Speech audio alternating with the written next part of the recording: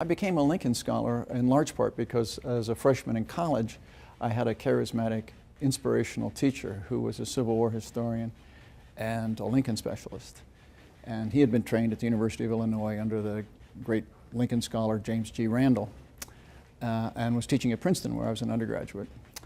And he took me under his wing, he made me his research assistant, and if he had been a medievalist, I would probably be writing about the Middle Ages today. Well, I came to UIS in 2009, the bicentennial of Lincoln's birth, and I've been teaching a Lincoln seminar, and of course in the Civil War and Reconstruction. When I teach about Lincoln, I do emphasize not just his public role, which is very important, of course, for understanding American history, but also the personal side and how this ability to overcome hardship, of economic poverty, of emotional malnutrition, can be inspirational to us today and for generations to come. The project that I'm working on now is to edit the dispatches of a journalist who came from New York, lived in Springfield, and reported back to New York newspapers and to Cincinnati newspapers and San Francisco newspapers daily about what was going on here in Springfield. I discovered that this fellow had come out in 1858, Henry Villard is his name, had come out in 1858 to cover the Lincoln-Douglas debates, and that he wrote for a German newspaper. He was born and raised in Germany. And he talks about that in his memoirs. He became very famous as a financier and a railroad builder. And in his memoirs, he talks about coming out to Illinois in 1858 and covering the debates between Lincoln and Douglas. And I thought, well, I'd better go look at those German newspapers. I speak German, and look at those German newspapers. And lo and behold, I was astounded to see that he trashed Lincoln.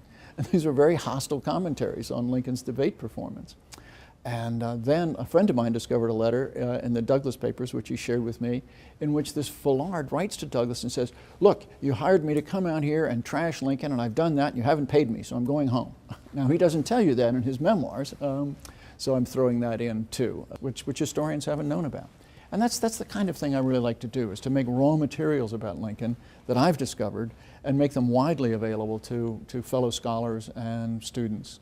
What I would like the Board of Trustees to know about my Lincoln research and my Lincoln teaching is that, in a sense, I'm trying to carry on a tradition that was established at the University of Illinois, Champaign-Urbana, many, many years ago, when Lincoln studies really got underway, got professionalized by a distinguished University of Illinois professor, James G. Randall. I am trying to carry on that tradition of the University of Illinois being at the forefront of Lincoln scholarship, of producing original research, of making available to students and scholars original source materials. And so I feel as though I'm walking in the footsteps of James G. Randall and his protege, who was then my mentor, David Herbert Donald. It's a mission, I feel, that's best accomplished right here in Springfield to help further public understanding with students and the general public alike of Lincoln and his life and his legacy.